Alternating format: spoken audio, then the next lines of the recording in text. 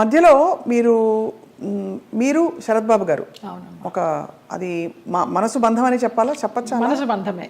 నేను బాగా అనుకున్నాను, ఆయన కొంచెం అనుకుని వదిలేశారు. ఇప్పుడు ఆయన ఉన్నా కూడా చెప్పేదాన్నేమో, లేరు కాబట్టి ఇంకా ఫ్రాంక్గా చెప్తాను.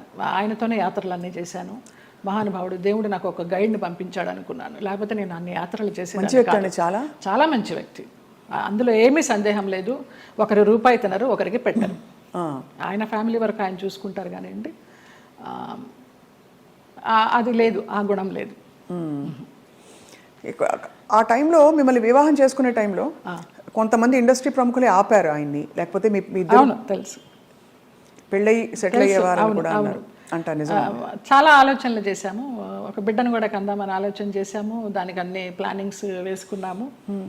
తర్వాత ఆయన ఆలోచిస్తూ ఉంటారు, సంవత్సరాల తరబడి ఆలోచిస్తూ ఉంటారు. ఒక విషయం చెప్తే ఒక 100 రకాలుగా ఆలోచించి, లలిత ఇలా వద్దేమో, అలా వద్దేమో, మనం ఎవరన్నా కానీ వాళ్ళు మన ఇద్దరం పోయామనుకో, అమ్మాయిని ఆస్తి కోసం ఏమన్నా చేస్తారేమో, ఇలాగంతా కూడా చెప్పేవారు. నేను చాలా ఫ్రాంక్గా ఫస్ట్ టైం చెప్తున్నా. నేను వాళ్ళ ఫ్యామిలీ మెంబర్స్ నేనేమి లెక్క చేసేది లేదు. వాళ్ళ ఫ్యామిలీ మెంబర్స్లో ఒక తమ్ముడు నాతో చాలా క్లోజ్గా ఉంటాడు, ఒక తమ్ముడు ఫ్యామిలీ. ఇప్పుడు కూడా వారి అబ్బాయి మీతో టచ్లో ఉన్నాడు ఉన్నాడు అని అంటారు. అంటే పిల్లలాగానే ఎక్కడా మిమ్మల్ని ఒక శత్రువుగా చూడలేదు కుటుంబానికి? లేదు లేదు, కుటుంబానికంటే వారి కుటుంబానికి. వారి కుటుంబంలో ఎవరికి నేను పెద్ద తెలీదు, మా మధ్య ఏం జరిగిందని కూడా ఎవరికి తెలియదు. ఈ తమ్ముడు గారి ఫ్యామిలీకి తప్పించి వాళ్ళకు కూడా అంతంతే పైపైనే. నాకు ఆయనకి పరిచయం ఉందనే తప్పించి కొంచెం డీప్గా వెళ్ళామనేది తెలియదు. మీరు రమాప్రభ గారితో చాలా క్లోజ్ కదా ఒక టైంలో. రమాప్రభ గారు శరత్ బాబు గారిని చాలా విమర్శించేవారు, చాలా ఇంటర్వ్యూలో బహిరంగంగా తిట్టారు. ఎందుకు మీ దృష్టిలో ఎందుకు ఇంత మంచి వ్యక్తి అని మీరు చెప్తున్నారు? మీ మనసుతో చూస్తే అవును కదా, కరెక్ట్ అనిపిస్తుంది. ఎందుకంటే మీరు ఎవరిని అసలు మిమ్మల్ని హాని చేసిన వాళ్ళనే మీరు జడ్జి చేయని వ్యక్తి. అలాంటిది అసలు అంటే మనం ఒకవైపునే విని చెప్పలేము కదా, మరి జడ్జ్ చేయలేము కదా. మరి అప్పుడు వాళ్ళిద్దరు కలిసి ఉన్న పరిస్థితుల్లో ఏం జరిగిందో అది నేను కూడా చెప్పలేను. కానీ నా వరకు ఆయన చాలా మంచి వ్యక్తి, చాలా మంచి వ్యక్తి. ఏ విషయంలో మీకు నమ్మకం కలిగింది? ఫర్ ఎగ్జాంపుల్, అంటే మీరు చూసిన అనుభవాల్ని బట్టి మనని ఇతను హింసించడు, మన డబ్బులు తీసుకోడు, లేదు వేరే విధంగా వేధించడు, కంట్రోల్ చేయడు, ఇలా రకరకాల కేటగిరీల్లో మనం తిన్న దెబ్బల్ని బట్టి ఆ విషయంలో మనకు నమ్మకం కలుగుతుంది. ఏ విషయంలో మీకు ఒక భరోసా కలిగింది ఆయన? నాకు తెలియదు, నా అంతటి నేనే మామూలుగా బాబా బాబా అని పిలిచేదాన్ని, వెళ్ళేదాన్ని. రమాప్రభ గారి కోసం అక్కకి ఏమన్నా చేయండి బాబా అనేదాన్ని. అక్కకి చాలా చేశానమ్మా, ఇంకా నేను చేయాల్సింది ఏమీ లేదు అనేసి అనేవారు. అలాగా నేను ఈ గుళ్ళు వెళ్తాను, ఆ గుళ్ళు వెళ్తాను, ఈ పురాణాలు చదువుతానంటే ఆయన దగ్గర కూర్చుంటే గంటలు గంటలు అలాగా టైం పాస్ అయిపోయేది. అప్పుడు నేను ఒక ఆడదాన్ని అనే అభ్యంతరం లేకపోతే మీ వెంట తీసుకెళ్ళడానికి, మీరు యాత్రలకు వెళ్ళినప్పుడు నాకు చెప్పండి బాబా, నేను వస్తాను అనేదాన్ని. అలాగా మా యాత్ర సాగిందనమాట. అట్లా ఇంకా ఆయన లలిత లలిత అని పిలవడము, క్లోజ్ అయినామని చెప్పాలి. దాదాపు మీకు అంటే గృహస్థాశ్రమం లేకపోయినా వానప్రస్థాశ్రమం లాంటిది తొందరగా ఫాస్ట్ ఫార్వర్డ్ మోడ్లో కర్మలు అయిపోతాయి చూడండి. ఇప్పుడు మనం అనుభవించడానికి వచ్చిన కర్మలు అయిపోవాలంటారు కదా, అలా మీకు ఏదో రాసి పెట్టినట్టు మీరు దాన్ని అటాచ్ అయ్యారు, మళ్ళీ డిటాచ్ అయిపోయారు. అవును, ఆయన ఒక విషయంలో బాధపడుతున్నప్పుడు చిట్టిబాబు గారు వాళ్ళే చెప్పారు, పోనీలే నీకు భగవంతుడు ఆయన్ని గైడ్ కింద పంపించాడు నువ్వు యాత్రలు చేయడానికి. ఆయన పోయినప్పుడు బాధపడితే మంచి వ్యక్తి వెళ్ళిపోయారు అనేసి అన్నారు. ఇంకా అప్పటితో ఆ ఆలోచన కూడా లేదు. ఇంకా వెళ్ళాను, హాస్పిటల్కి వెళ్ళేదాన్ని, చూసేదాన్ని, అసలు మన సృహలోనే లేరు. లాస్ట్ ఇయర్ February 14th నాడు, వ్యాలంటైన్స్ డే నాడు హాస్పిటలైజ్డ్ అయిన మనిషి May 21st నాడు పోయినారు. చూడలేకపోయారు కదా? చూడలేకపోయిన వాళ్ళం. బావా బావా అని పిలిచేదాన్ని, అయ్యప్ప అని పిలిచేదాన్ని ఆయన్ని.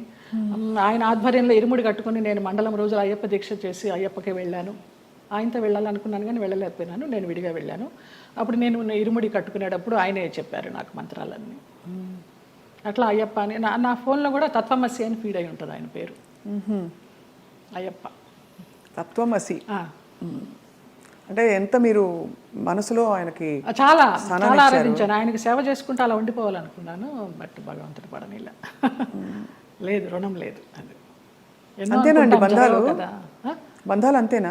మరి అంతే అనుకోవాలి. రుణం ఉన్నంత వరకు మనం కలిసి ఉంటాం, తర్వాత అంతే. కూడబెట్టిన పుట్టిన వాళ్ళు మన బిడ్డలే. అలాంటప్పుడు ఇంకా బయట నుంచి ఎక్కడో వచ్చిన వాళ్ళు ఆ రుణం ఉన్నంత వరకే ఉంటారు. అది రుణాన్ని బంధరూపేణ పశుపత్ని సుతాలయ. మీరు ఎప్పుడైనా మీరు విడిపోయాక ఎప్పుడైనా మీరిద్దరు ఎదురెదురయ్యాల్సిన పరిస్థితులు వచ్చాయా? నేను మామూలుగా ఉంటే తనే మాట్లాడు, నాకేం గిల్టీ? నేనేమైనా దొంగతనం చేశానా? ఏమైనా తీసుకొచ్చానా? ఎప్పుడైనా ఎదురయ్యారా? చాలాసార్లు. ఏంటి అప్పుడు మీ ఇద్దరు రియాక్షన్? నేను మామూలుగా అలా అని తిరుగుతూ ఉంటాను అందరితో, నమ్మని ఇలా పెట్టి అయ్యో పాపం అనిపించింది. ఎందుకు అంత రియాక్షను? అతన్ని నేనేం తినలేదు కదా, అతని ఇంటికి నేను వెళ్ళి ఉండాల. అతను అంత రియాక్షన్ ఇవ్వాల్సిన అవసరమే లేదు, ఏ విధంగా చూసినా లేదు. అది మాత్రం చెప్పగలనండి. ఏ విధంగా చూసినా నాకు అతను రియాక్షన్ ఇచ్చేంత సీన్ లేదు. నేను నవ్వుకుంటుంది. ప్రాపర్టీ వెంటకపోతే ప్రాపర్టీ కావాలండి. మనిషి కుళ్ళిపోయి చచ్చిపోతే కూడా బయట దిక్కు లేనప్పుడు ఆ ప్రాపర్టీ ఎందుకండి? అందుకని ప్రాపర్టీ మెటీరియల్ తీసేస్తే నాకేం గిల్టీ లేదు. నేను అంతకుముందే సినిమా దాన్నండి. నేను 13-14 ఏళ్ళకే సినిమా దాన్ని. నాకెందుకు ఉంటుంది గిల్టీ? నన్ను చూసి నువ్వు సీరియస్గా మొహం పెట్టడం ఏంటి? నవ్వుతాను, కామెడీగా ఉంటుంది నాకు. అది నేను పెట్టాలి. అంటే ఏంటి మరి ఫంక్షన్లో కలిసారా లేకపోతే ఒకే సినిమాలో కలిసి? చాలా షూటింగ్లో ఎక్కడ సినిమాల్లో కలిసి చేశారా తర్వాత? విడిపోయిన 10 రోజులకే ఓ అమ్మ కదా ఆమె కదా ఏదో మధుసూదన్ రావు గారి ఎలక్షన్లో మోహన్ జయసుధ కాంబినేషన్లో మీ ఇద్దరు సూపర్ కాంబినేషన్. అప్పటికే విడిపోయినా డైరెక్టర్కి తెలియదు. అది ఇవన్నీ మామూలు. అది ఒక సీన్ అండి. సీన్ కొద్ది రోజులు జరిగింది అంతే. సినిమా సీన్ కొద్ది ఎక్కువ రోజులు జరిగింది. ఈ విషయం నాకు నిజంగా చెప్పనండి, మీరు నమ్మరు, అస్సలు గుర్తే లేదండి. ప్రామిస్గా నమ్మాలి. ఇలా ప్రామిస్ అక్కర్లే, నాకు గుర్తులేదు. సినిమా చూసినా కూడా ఎప్పుడైనా చూస్తే ఎట్లా కలిసి ఉన్నామా, అసలు మేము ఉన్నామా అని అనిపించింది. ఇది నిజం. ఇది తప్పేం కాదు, అంటే లోపల లేదు. నాకు గిల్టీ ఉండదండి. గిల్టీ ఏమైనా మర్డర్ చేశానా, బ్రాతలు చేశానా? ఒకవేళ ఏదన్నా చేసి ఉంటే కూడా ఎస్ అంట. నాకుంది అర్హత ఎస్ అనడానికి. నీకేముంది? నేను నీది తినలా. రెండోది, అందరికీ తెలిసిన ఏమంటారు ఓపెన్ కథలు ఉన్నాయి కదండి. ఇప్పుడు నా హిస్టరీ మీకు తెలీదా? సినిమాది పర్సనల్ తెలిస్తే మీ హిస్టరీ తెలీదా? దీంట్లో అబద్ధం ఎందుకు? అసలు అబద్ధమో నిజమో బాగున్నాం కదా, మళ్ళీ అది వేస్ట్. అది ఏదైనా వర్త్ ఉన్న సబ్జెక్ట్ ఉంటే మాట్లాడినా వర్త్ ఉంటుంది, వర్తే లేని సబ్జెక్ట్ వేస్ట్. ఇప్పుడు సపోజ్ ఎవరిది తప్పు అన్నది పక్కన పెట్టేస్తే, సపోజ్ శరత్ బాబు గారు తను రియలైజ్ అయ్యారనుకున్నా అయ్యి మీ దగ్గర 100% హ్యాపీగా రిసీవ్ చేసుకుంటా. ఎందుకంటే ఇప్పుడు నాకు చెప్పాను కదా, నాకు లింగభేదమే లేదు.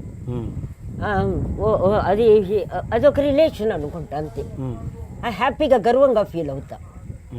నాకు ఈగో లేదు, కాంప్లెక్స్ లేదు, అటాచ్మెంట్ లేదు, రిటాచ్ లేదు. మీరు వస్తే ఎంతో, నాకు అతను వచ్చినా అంతే. That's all. నాకు లేదు, అవన్నీ దాటిపోయిందండి. మరి ఆ ప్రాప్తం వచ్చింది, ప్రాప్తం రిలీజ్ అయ్యారు, థ్యాంక్స్ బాబా అంట. నిజం అది. ముందులాగా అట్లా ఏది ఉండదండి, ఏ విషయంలోనూ లేదు. అట్లా అది మీరు అది ఇంట్లో పెద్ద భాషలో నిర్లుప్త అనుకోండి, లేకపోతే బ్లాంక్నెస్ అనుకోండి, నాకు తెలియదండి. ఏది రావటంలో. లేకపోతే ఇంతసేపు మీతో మాట్లాడినండి నేను. ఐఎమ్ సారీ, నేను మాట్లాడను. బిందమ్మ కాదు, ఎవరు చెప్పినా సరే నేను ఇండివిజువల్.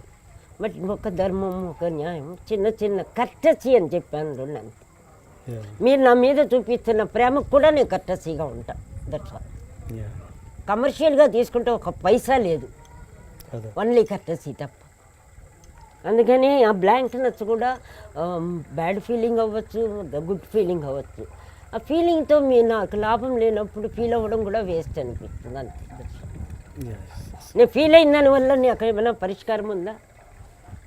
లేదు. అలా ఉన్నప్పుడు ఫీలింగ్ ఎందుకు వేస్ట్ చేయటం టైంని? అట్లా అయిపోయింది మైండ్.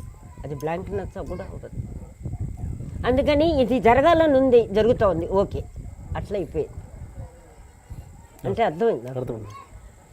అది కూడా ఎందుకు వచ్చిందో అది కూడా గాడ్ గిఫ్టే. ఆ ఫీలింగ్ ఉందంతా ఇదేంటి అది లేదు. ఓకే అంటే చెప్పగలుగుతున్నా, మాట్లాడుతున్నా, చెప్తున్నా. వచ్చినా హ్యాపీ, మీరు రాకపోయినా హ్యాపీ. అలా అయిపోయింది నా లైఫ్. నాకు వద్దు, ఇస్తే ఇవ్వండి. అంటే ఏదైనా ఆనందం ఇవ్వండి, హ్యాపీనెస్ ఇవ్వండి, ఫుడ్ పెట్టండి, బయట ఊరికి తీసుకెళ్ళి, ఏదైనా నాకు వస్తే దాన్ని రిజీవ్ చేసి ఎంజాయ్ చేస్తా. రాలేదనుకుంటే ఇంకా హ్యాపీ ఎంజాయ్ కుట్టుకుంటా, టీవీ చూస్తా, పూలు పెడతా, రొటీన్.